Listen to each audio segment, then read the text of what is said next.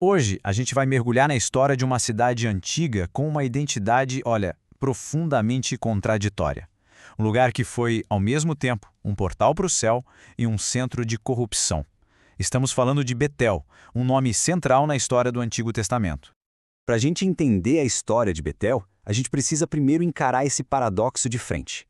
Pensa só, como é que um lugar chamado Casa de Deus pôde se tornar conhecido como a Casa da Iniquidade?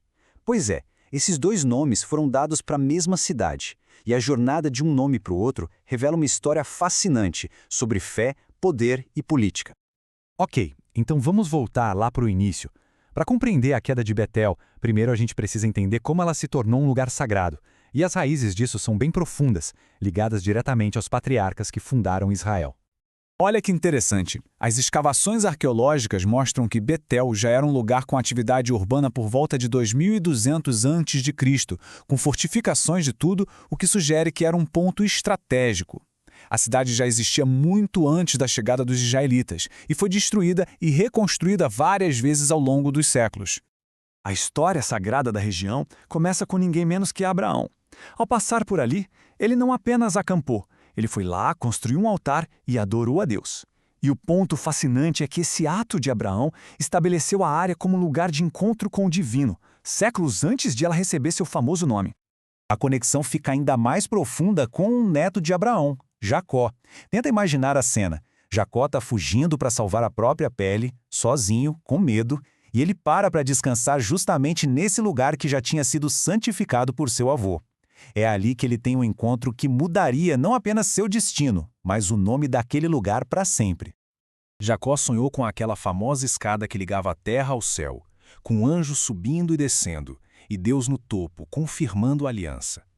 Ao acordar, ele não sentiu só admiração, ele sentiu um temor reverente. Ele percebeu que estava num lugar especial, um ponto de conexão entre o céu e a terra. Então, vem o ponto crucial. Jacó pegou a pedra que usou como travesseiro, a consagrou e batizou o lugar de Betel. O próprio nome, Casa de Deus, se tornou um monumento àquela revelação divina. A identidade sagrada da cidade foi oficialmente selada ali. Mas a história de Betel não é só espiritual. A santidade dela andou de mãos dadas com seu poder terreno. Vamos ver como Betel se tornou esse centro de influência política e econômica. Betel tinha vantagens estratégicas muito claras. Sua localização numa importante rota comercial a tornou um centro movimentado. Além disso, a terra fértil ao redor permitia uma agricultura rica, principalmente de trigo e cevada, o que gerava prosperidade através do comércio com as nações vizinhas. Depois da conquista de Canaã, Betel foi entregue à poderosa tribo de Efraim. Durante o período dos juízes, sua importância só cresceu. Tornou-se um lugar onde os líderes das tribos se reuniam para consultar a Deus sobre assuntos cruciais, o que solidificou seu papel duplo como centro político e espiritual. E é exatamente aqui que a história toma um rumo bem sombrio. A mesma importância que deu poder a Betel também a tornou o palco de um dos atos de idolatria mais infames de Israel. Esse é o momento em que a casa de Deus começa a sua transformação. Depois do reinado de Salomão, a nação se dividiu. Jeroboão se tornou rei do Reino do Norte, Israel.